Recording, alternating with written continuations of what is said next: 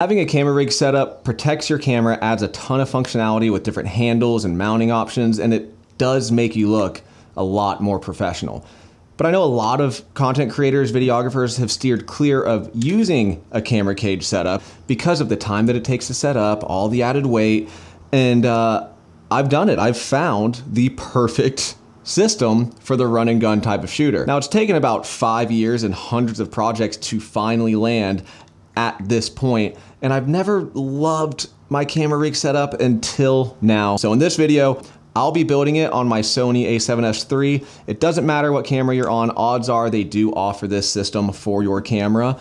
And all the products that I'm using to build this will be linked down below. So first, let's talk about the cage itself. The cage is the foundation to your whole build and your whole setup, and it's also the first line of defense and the first kind of safety thing protecting your camera. This is the Smallrig Hawklock camera cage, and it's hands down the best cage I've ever used. I've used other cages, other ones by Smallrig, but this one is the best, and there's many reasons why. Starting off with just how easy it is to put your camera into the cage, you'll see that it's got this bottom mounted screw, and then there's also a screw on the side here to really hold your camera in place. Now, one function that I love with this camera cage that many other ones don't offer is the built-in magnetic tool on the bottom. So as long as this is on there, which it should always stay there when you're done using it, you can easily assemble, disassemble your camera cage,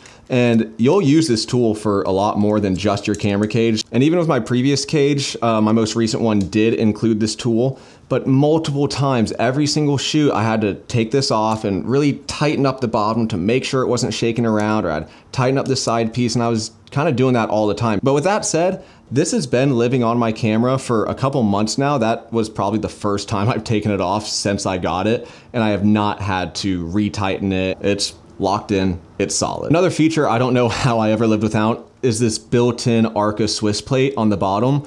So I can easily go from handheld to tripod without having to fumble or without having to have a thing live on the bottom of the camera. With my previous cage, I had to have this live on the cage itself, so this was always attached to it, which makes it impossible to take the camera out of the cage until you take this piece off. And it doesn't sit very flat, it would be kind of tumbling all over the place. But with this built-in Arca Swiss plate, it's super easy to attach not just to a tripod, but to a slider. And it even works with a locking mechanism in my Ronin. And that actually makes it a little bit easier to balance because it doesn't add that little bit of extra height to it. And a quick tip is I got these Smallrig Arca Swiss adapters to put on my other mounting options. So I can really just mount this to anything without ever needing to attach anything to the bottom. Another great feature is this NATO rail on the side, and you'll notice it looks a little bit different. I mean, we still have our mounting options and our screw holes there, but we have these little indentions, and that is where the magic of the HawkLock system comes into place.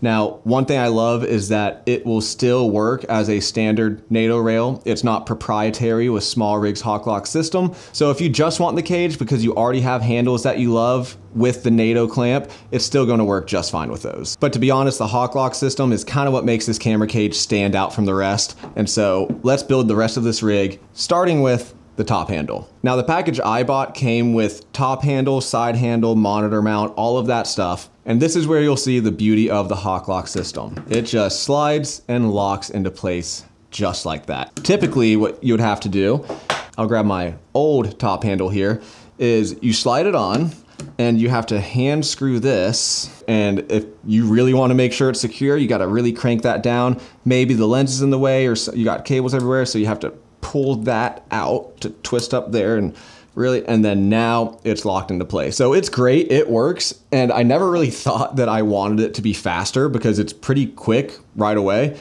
until I got this, and it's so much better, it's so much more secure, and it just gives me that peace of mind that this thing ain't budging. So now moving on to the side NATO rail we talked about earlier. Now, I didn't shoot with the side handle before this, and I bought the whole entire setup just because I realized that if I bought the top handle and the monitor mount separately, it'd be about the same price, so why not? I just bought the full setup. and I'm so glad I did. This side handle is awesome. It's that extra point of contact. It does have a cold shoe mount on top, and then it also has this HawkLock specific system. You see one right there on the side handle, and then there are actually two on the top handle, and the top handle has two cold shoes, side handle has one cold shoe.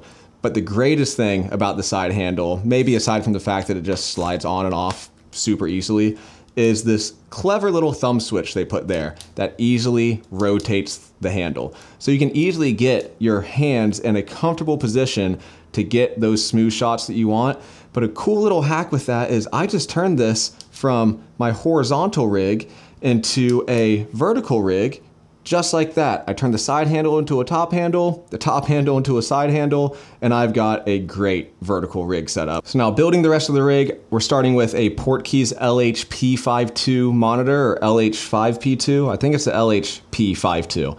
And it's a great monitor. It's got a lot of great features, from false colors to histograms and LUT implementation, which is huge when you shoot in log like I do. I just think it's a great budget-ish monitor for Sony shooters or anyone. Now with the full kit that I bought, it came with this monitor mount. So attach the main plate to the bottom of your monitor, and then using that HawkLock system, that word HawkLock sounds pretty close to something else.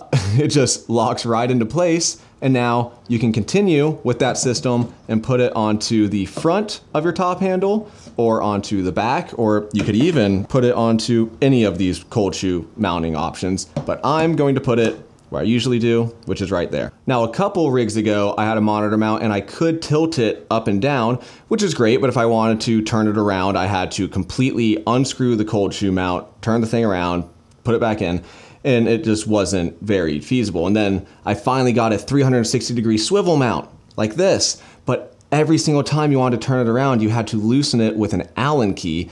And that was annoying, because if you're filming a talking head or you're setting up a product video, you want to be able to turn this around quickly, set the scene, make sure everything looks good, and then it comes time to shoot, you can just turn it and view your monitor. This right here is the best one that I found, because I'm able to turn this into any direction, any tilt that I want, and it's going to stay in place. Now you can set the resistance level, you can really tighten it down if you know you don't want it to move. And that's a huge added benefit once you're shooting, say, out of a rolling car, or you know there's gonna be lots of jitters and jumps, you can lock it in place. But if you just find that perfect sweet spot, you can easily move this around to whatever viewing angle that you want to be shooting with. Now to finish setting it up, I just grab an NPF. I really like these because you can click a button and see the battery level on it. Slap that in there. Take your HDMI cable. Now I don't usually use this HDMI cable when I was setting up for this video. My cable from Condor Blue, the coiled cable, broke. So now that our monitor's on there, it's time to put the microphone on. So go ahead and plug that in, and I'm going to put it on the cold shoe mount right here. And it is an outdated microphone. I've seen no reason to upgrade, and obviously it's not gonna have the HawkLock system on there, but luckily the cold shoe mount still works just fine as a regular cold shoe mount.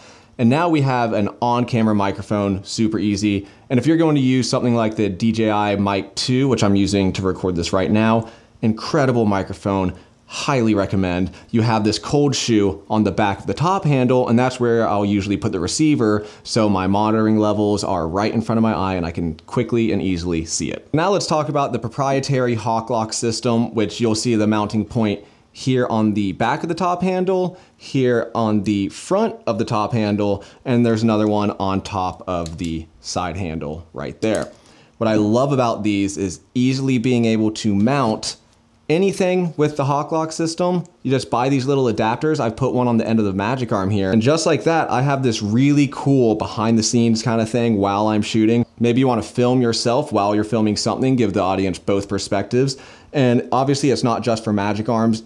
Anything that you'd want to attach to your camera, just throw this on there and you've got these multiple different mounting options, and it's just made attaching magic arms, attaching things so much easier. So what makes this good for the run and gun videographer? Well, aside from the comfort, all the modularity, different ways to set it up, is just how quickly I can break down the whole entire rig. And even with the monitor on the top handle, I can fit that into this pouch in my camera bag, along with the side handle.